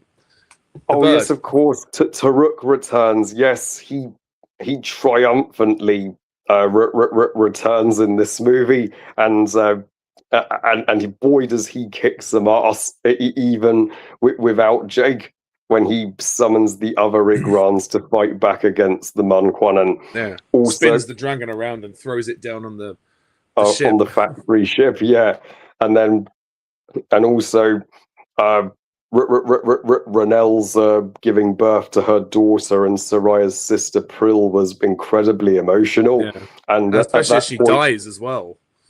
Yeah, that was Ranel could not get a break in these movies. I mean, and this is the second time Roxo dies as well, and Roxo, that was also so tragic. So the Met Hyena especially lost a lot in this movie, but fear not, the Scoresby also gets his justice at last, and I love that. It's a Tolkien that drags him down to the depths of the ocean with his metal arm as well. Literally, and also the new creatures we get in this movie, like Pandorian otters and the Tysoona, the squid that saved the day. The deep ones. Yeah, so literally. It's literally Squidward to the rescue at the end of this film. Yeah, I know. So and Varang's Night Wraither, that's one of my absolute favorite beasts on Pandora. That was like the dark version of Taruk, and it helps her stand out from the crowd. So Fire and Ash for me absolutely gets a 11 out of 10 and 5 stars out of 5. I mean, well, I'll follow that somehow. I mean, what can I say other than I am the fire, Munquan? I mean, and obviously we saw it together with Steve, so it was a brilliant day. I've seen it a few more times since. It's had more time to sink in, because first viewing, it's so hard to take it all in because it's long. It's nearly 3 hours, 20 minutes, and there's a lot going on in this one. And I think there's more going on than people realize. All the people that aren't that emotionally connected to it, who haven't liked the first two, they're not gonna connect with this, and so they're just gonna see it as more of the same. But if you look deeper, you will actually find a lot more that is different about this one than the first two. It's not a rehash. There are elements that are the same. There's always going to be elements that are the same. But to me, this is the most interesting plot of the three so far, which is why, by that slim margin, for me, it's the best one, because you have that hook, that grabs you in straight away of like not only the flipped perspective on Awa, like a clan that finally are renouncing Awa and have turned away from her, so we're getting a different perspective on the Na'vi, but we're also getting a human who can breathe without a mask. This is obviously humanity's chance to exploit and colonize once again. Yes, again, that's what they've been doing this whole time, but it's an ongoing quest. It's not like this movie is repeating that beat. This is an ongoing story. This is part 3 of that. So it's like, why would they not do anything? And why would they not want to colonize that? You know, and to me, when I saw in the trailer Spider without a mask, I thought, okay, now we're getting somewhere. This is building to something very interesting, and sure enough, it does. This movie it's a cinematic epic. There's nothing else to say. It's whether you like the story or not, it's a cinematic marvel. It's beautiful. It's so well made. The detail is meticulous, even more so than the first two, and I didn't think that was possible. The landscapes and some of the shots are even more epic, I think. I loved it. I loved it. I didn't feel the runtime. It did feel long, but this one has the most action of the three as well, which I think helps. We've got, like you said, that amazing battle with the Mon Quan in the sky, where the Wind Trader's ship gets taken down. You've got all the forest stuff and the humongous third act, which is, I think, even bigger than the first two. I didn't think that was possible either. Starts obviously on the water and in the air, and then it leads to some personal one-on-one battles on the ship. Then we get Jake and Quaritch round 3 on the Flux. Oh yeah, and well. And when after Spider shot Quaritch in the arm, well, Quaritch is now going to have an injured arm for the 4th and 5th film. Yeah, I mean, not quite in the same way as Scoresby, obviously, but yes. And I like that where the three of them are on top of the rocks, and then Jake and Quaritch are kicking the shit out of each other, and then Spider nearly falls off, and then Quaritch says, "Son!" and he runs forward to save him. So again, you can see the guy cares about his boy. He cares about him, but he's too wrapped up in his mission to sort of find his humanity. And I love the fact they're continuing Quaritch's emotional depth. Jake is saying to him, all this time out here and you still don't get it. This world goes so much deeper than you can imagine. Like, you have no eyes, Colonel. Open them. So he's telling him, open your eyes and see the world around you and how important it is. And I think it's great we've continued that. And because of that, he's become more interesting. Although there is that kind of steamy relationship he has with Varang. It's kind of a romance. It's more of like a fling, really. He sort of uses her to get the mission done and to get Jake. Although, like we said before, he has to team up with Jake to save the kids in that one scene, which obviously is quite awkward. But I liked the shift in dynamic, because after that was all done, it was like, so now what? We got some unresolved business. And Jake's like, I'm kind of tired. So Jake doesn't really want to fight him. He just doesn't want to be around him. And I liked that. I thought that was kind of funny. And even at the end, when they save Spider, they're like, well, this is awkward.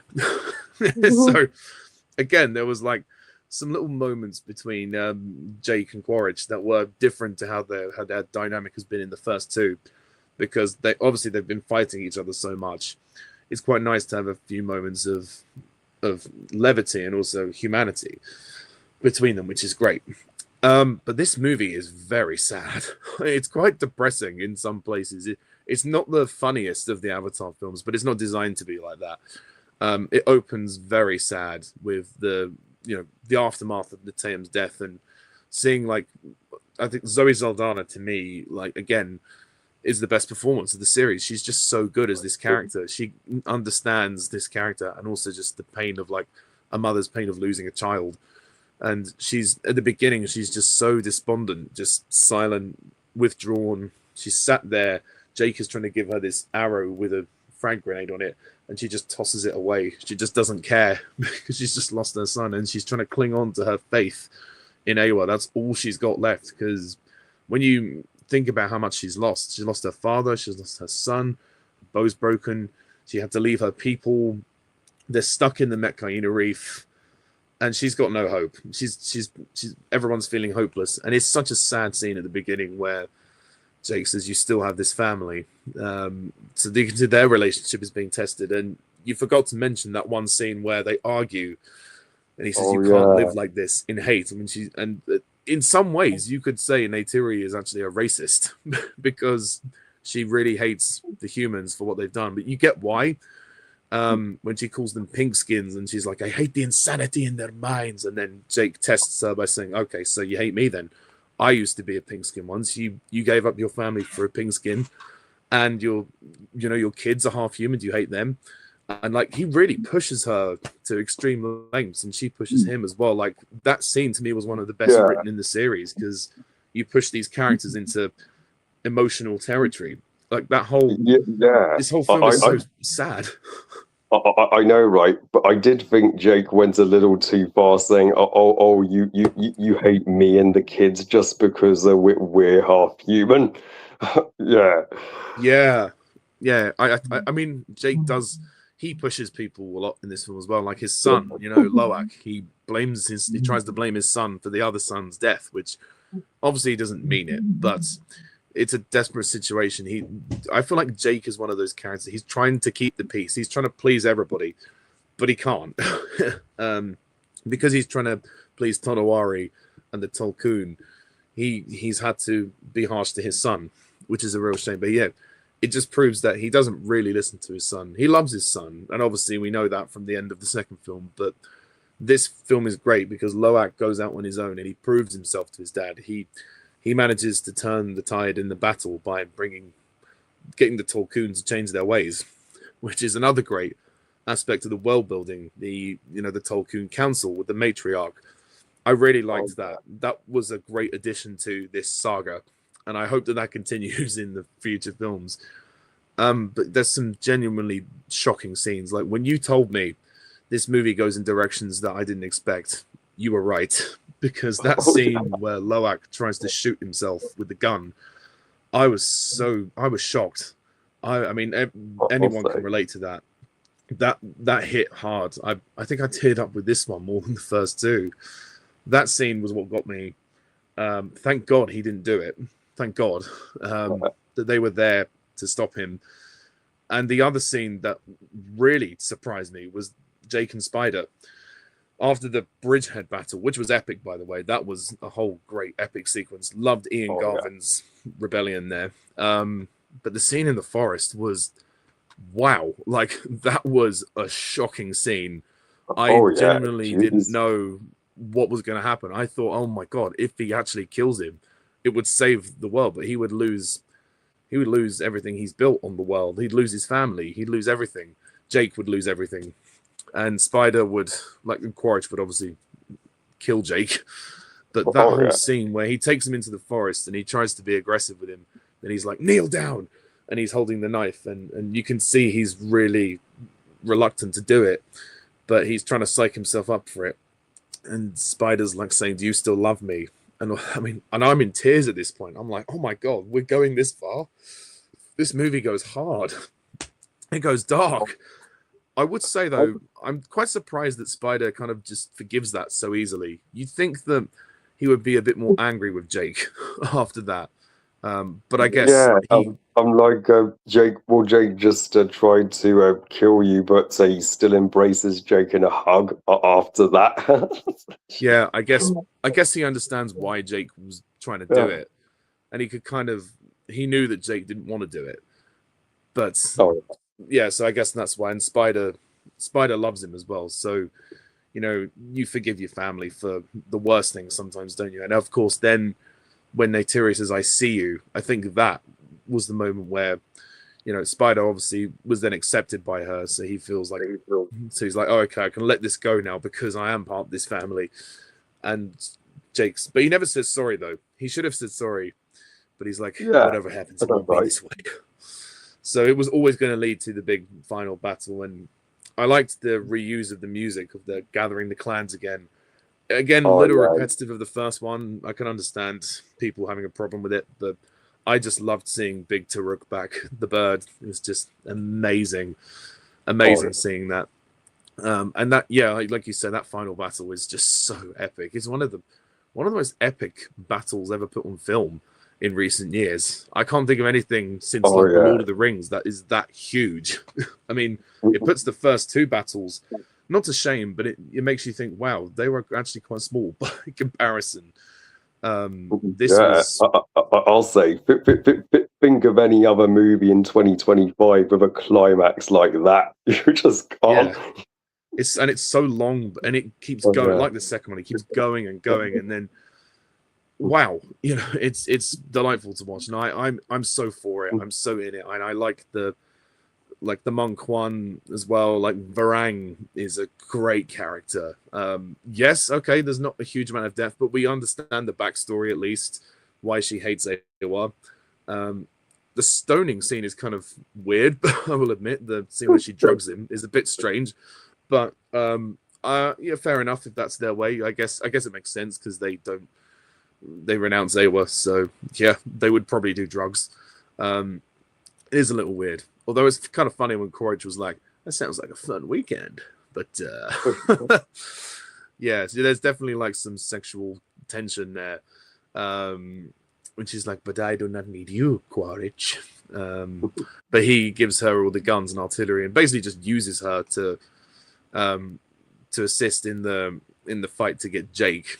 And when she tries the gun as well, and she's like, "Show me how to make thunder," and when she uses the flamethrower, you can see the delight in her eyes. It's brilliant.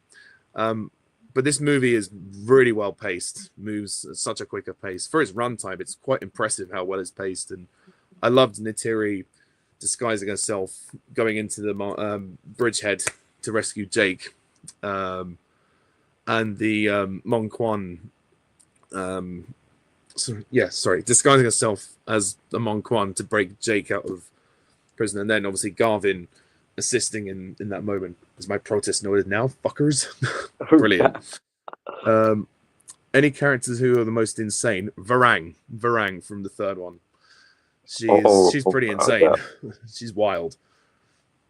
We do not suck on the breast of weakness. Very good line. And when she says, when she's got the kids with the knife, and she says, "Your goddess has no dominion here." She's just such a scary presence. I think Una Chaplin is, as much as I love most of the cast, again, Una Chaplin is probably one of the best performances in the movie. She's so captivating. I must admit, it's a shame that she kind of fades into the background as the movie goes on, and she does kind of disappear. But obviously, she's probably going to come back in 4 or 5.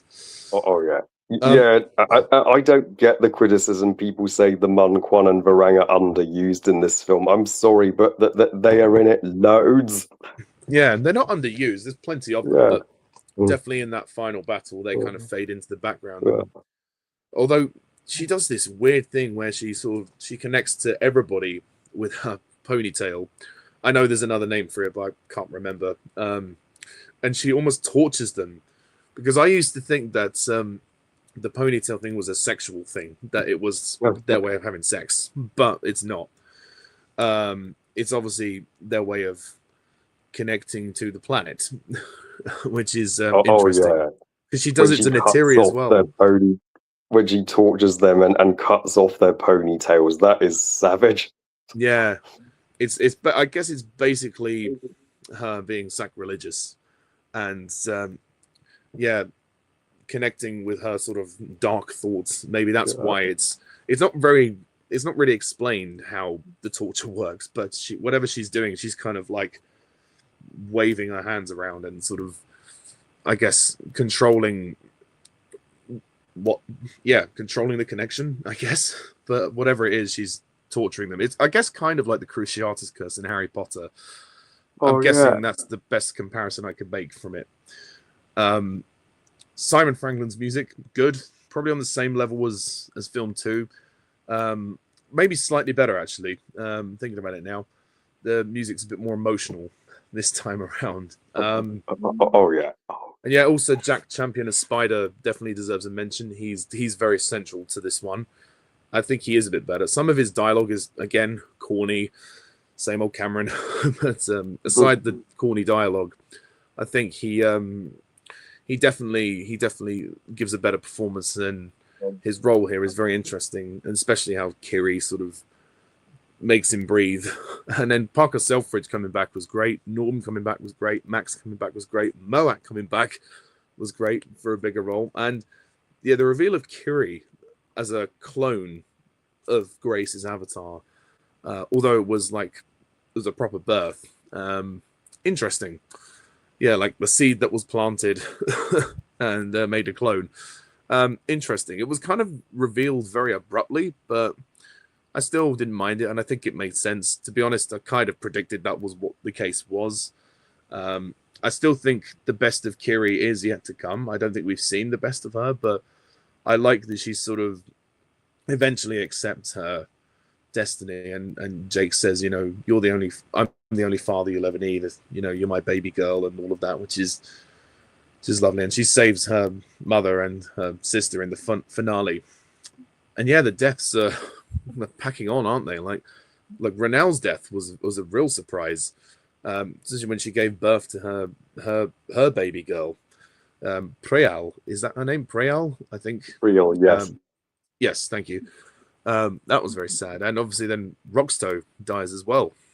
But that I missed that the first time because it was so quick, and I thought it was him. I couldn't tell if it was him or Al Newton because, yeah, again, first viewing washes over you. But yeah, so this movie is just incredible. It's really good. I mean, and it kind of ends again semi-open, but it also kind of closes the door. Quaritch is kind of, well, I don't think he's dead. I think when he jumps off the rock, I mean, we don't see his body, but I have a feeling he landed on his ikran and flew away. But who knows? Oh yeah. Who actually knows? Either his Igrana cupcake or a Varang her night raver rescued him at the last second. Yeah, and while people say this does kind of wrap up the trilogy, it kind of does it a bit abruptly, and I think more is left open than closed. I think this is designed to be another bridge film. I don't think it is designed to be a finale.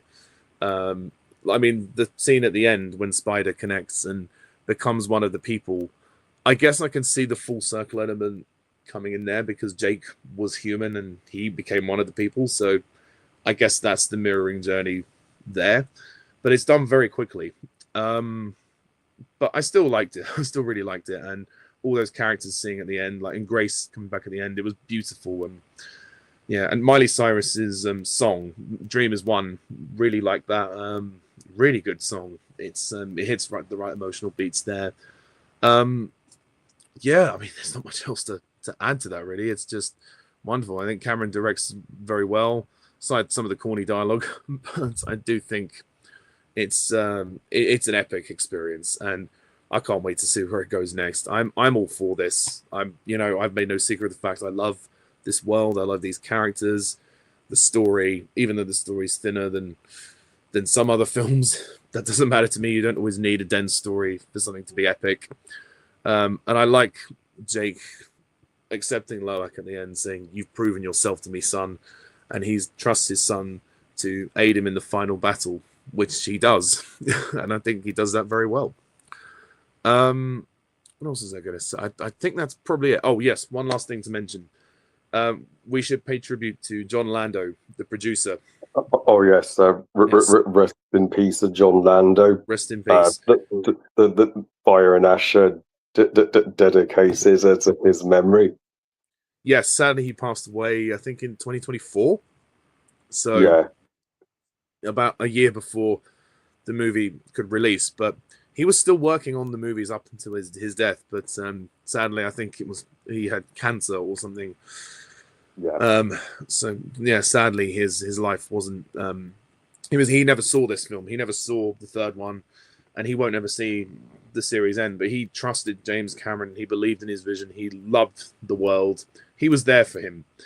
And yeah, it's so sad he didn't get to see it, but his memory will live on. Of course, he's with A1 now. Well, yeah. Yes, so him and James Horner are with A1 now. Yeah. My last point: the Wind Traders are very underused. I will say that David Thewlis's character Palak has about 4 lines in the movie, which is a shame. He could have been in it a bit more, but it's nice that a big actor like him was not big as in physically, like a A-list actor like him got into Avatar, and we have him there, which is nice. It's nice to have Remus Lupin in there. So yeah, I mean, I loved it. I absolutely loved this film, and I think it presents some really good ideas. It flips the perspective, and I do believe that it's not as much of a rehash as some people say. There are elements of repetition, but out of the 3, this is my favorite because of the flip that it presents. It is dark, and it is full on. It's sad. It's the saddest of the 3, but it deals with, as you say, it deals with grief in the most beautiful way. And again, the experience of watching it, just like the first 2, is spectacular. So while it's still out, I will try my best to support it even more. So, like you, I'm going to score it a 10 out of 10. There are minor flaws that I can say. Again, they don't affect my overall enjoyment. So yeah, well, that's that. At the 2-hour mark. Wow, that's brilliant. So that's pretty much it. Yeah, we are done. Thank you for watching and listening. And yeah, hopefully we'll be back to talk about 4 and 5 whenever they, well, assuming that they go ahead, we'll get 4 in 2029 and 5 2031. Is that correct? I think. Yeah, that's correct. So yeah, hopefully in another 4 years, or technically, should I say 7 years, we'll be doing the hangouts of 4 and 5. Yes, and until then, we've got there's the Avatar video game from 2009, which is still available. We can talk about that at some point, and we can also talk about Frontiers of Pandora and its expansion pack, From the Ashes, which is it's kind of a long extended DLC talking about I don't know if it's the backstory. Yeah, I think some backstory or for the Ash people. So you get to experience the Mon Quan in the game. But I'm playing it at the moment, and it's a lot of fun. So if you're an Avatar fan, you'll hopefully enjoy that. Yeah, so awesome games. Yeah. Well, thank you very much for joining me, Harry. Is there anything you'd like to conclude with? Thank you. Also, I think Took's cutest moment in 3 is when she's playing that game with the Metcaina kids. How many fish are in the sea? How many birds are in the sky? Oh. That was like the Navi version of patty cake or something. And yes, and also that was yeah, I'll say so. Yeah, and also yeah, I just wanted to say yeah, thank you all for watching, and if you're an Avatar defender like us, you're not alone. These movies are underrated, and they are for me films. They are for me James Cameron's finest work. Yeah, I mean the detail, and can I just take a moment to toast the visual effects artists who spent hours upon hours working on the detail for these movies. Just give them the biggest raise. They deserve it. Weta Digital are incredible. Yeah. One last thing I just forgot to mention was in Fire and Ash, there's that kiss scene between Spider and Kiri, which I kind of saw it coming, to be honest. They always did seem very close in the second one. What was your take on that? Yeah, I thought I thought that was beautiful, and it's a moment we've been waiting for, honestly. I mean, we knew they were going to be together inevitably, so we just need a Soraya and Loak kissing in the following films. Yeah, well, he does touch her chin, which is very cute. And he looks at her. He did. Is it her makeup or her? Yeah, there's some kind of pattern on her. Oh yeah, when he strokes her chin, when he looks at her tattoo, yeah, that was beautiful. And she's smiling, like she clearly likes him. Like there's, she's there for him. But yeah, those. I think that was it. I can't remember. I don't think there's anything else to mention. I hope we see more of Varang, and also, Oh, General Ardmore. I forgot to mention her. She gets a bit more to do in this one, although, if I'm correct, she does die. Like, it's kind of not very clear, but I think she dies in the destruction of the ship. Do you think she dies? Yeah, yeah. Probably when the factory ship gets pulled into the Flux Devil. I mean, yeah, probably. Uh, Mm. we just don't see it, but yeah, I'm glad Armor got more screen time in Fire and Ash, and Stood up and to to Parker Selfridge. and Parker too. Yeah. Yeah, yeah. And when Quaritch says, "Don't be a jackass, General." Oh yeah. Oh, of course, because she doesn't approve of Quaritch becoming more Navi and bringing the Mun Quan into her walls. Yeah, and I love the Monquan makeup. Me It's too. so epic. It's I'll badass, say. isn't it? And it Oh, looks I great know, on that right? Tiri. Oh yeah, it looks absolutely stunning on the Tiri. Yeah, well, and I think with that we shall leave it there. But thank you very much, everybody. Please Thank you. like, comment, subscribe to Harry, subscribe to me, and we will see you for another reflection very soon. See ya.